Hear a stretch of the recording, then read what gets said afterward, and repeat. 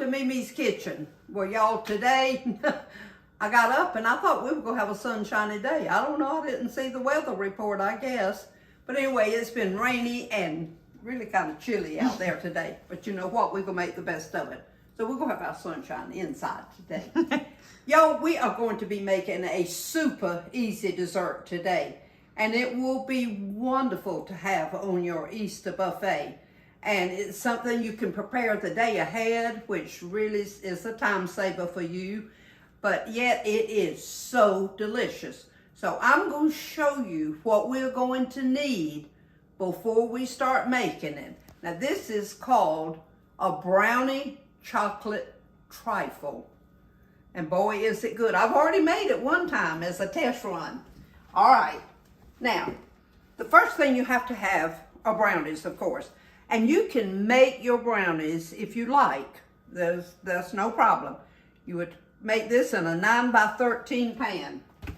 But you can also take a shortcut and get the brownie bites.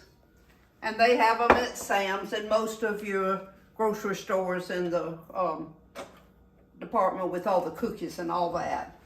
And then instant chocolate pudding. And Cool Whip topping. So it doesn't matter what brand you use. I use the Walmart brand, but whip topping. So that is all. That's all you have to have. And y'all, it's so easy. So we'll be back in just a minute and I'll just show you exactly how we're going to do this. I want to tell you, we're going to start assembling this, but before we do, if you make your own brownies in the 9 by 13, just cut it in half. And use 1/2 for one layer and 1/2 for the next layer. But if you take a shortcut like I'm doing, that is a dozen brownie bites. And so all you have to do then is just crumble them up. Hey, it doesn't get much easier than that. So a dozen for each layer. Yeah, a dozen for each layer.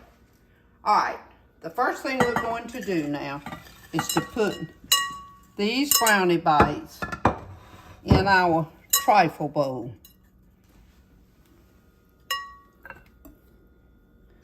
Okay, we've got our pudding made here. Your first batch of pudding? My first batch of pudding. Okay, here we go. Just kind of push that a little bit to the side so that it kind of shows on your trifle bowl.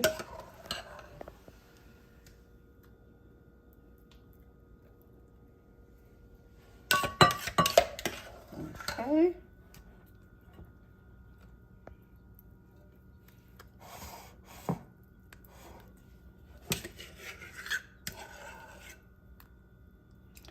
Y'all, my bowl's a little bit big, so it has to spread out just a little bit further.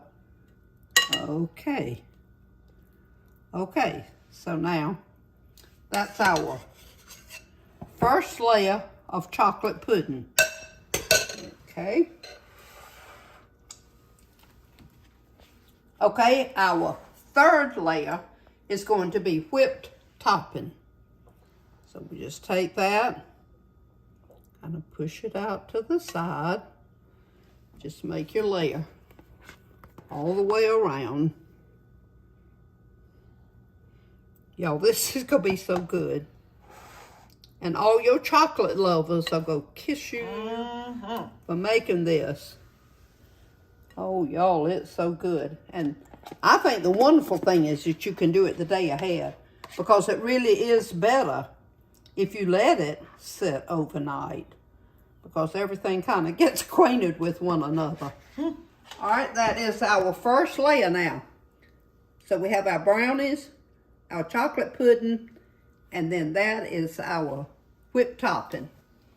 Okay, now on these brownie bites, y'all, these are so easy. They just crumble right up, and you just kind of crumble them. That's what you do. You crumble them. We're going to put now our next layer and start the same the same process. We put the brownie bites in there, the brownies, and always push them out to the side of your bowl because that kind of gives you that layered look that you expect in like a trifle. All right, now I made the next layer of pudding, and this is the 3.9 ounce, which is the small one.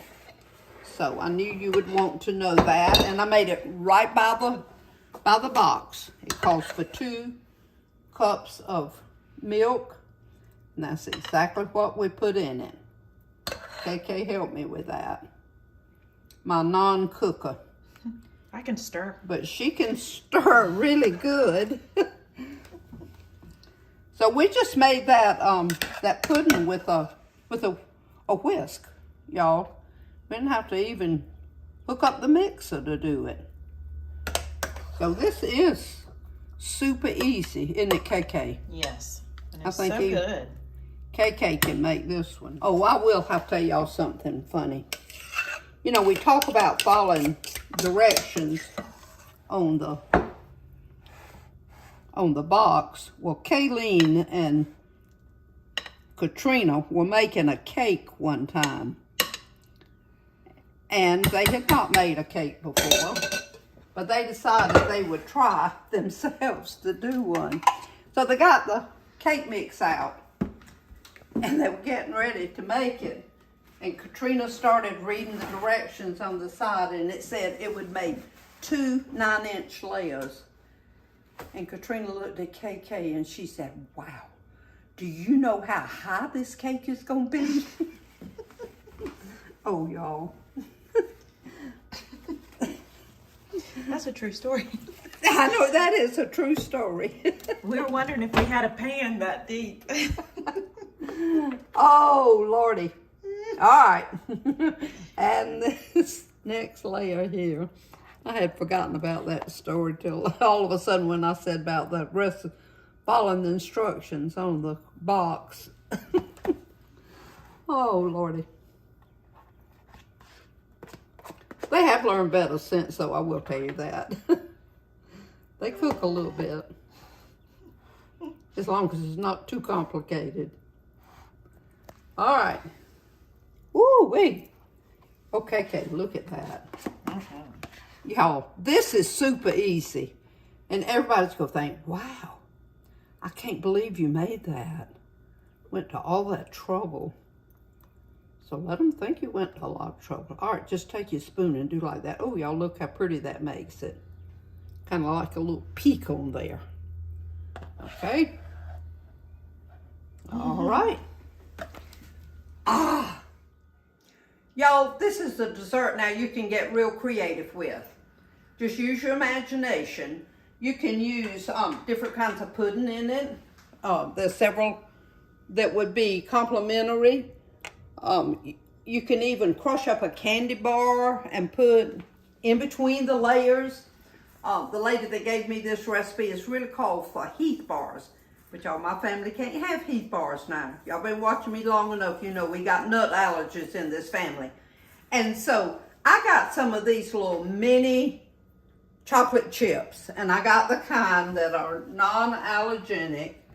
And I'm just going to sprinkle some just on top, just enough to kind of decorate it a little bit. Oh, yeah. Y'all, it looks so pretty. And you said they could even use different flavors of brownie. Yeah, you can just get creative. I mean, you can do whatever. This is just one of those desserts you could just go crazy with. You could just make all kind of layers. So, y'all, that is a beautiful dessert. Now I want to show you something. Y'all look at this little olive wood cross. Is that not beautiful? My sister Judy, the youngest in the family, just went to the Holy Land. And that's what she brought me is just a little gift in memory of her trip over there. She said, oh, it was just awesome to go to all the places where she knew Jesus had walked and where he had stood and where he had ministered. And what a wonderful time of year to go, any time. but especially right here close to Easter. And so I pray that this coming week that you'll have a good week, just filled with special memories with your family. And it's what we call Holy Week. Every day we're leading up to the death and crucifixion, but more importantly, the resurrection of Jesus. And so have a good time with your family. Whatever you do, just be together, just have that good time. And everybody shine for Jesus.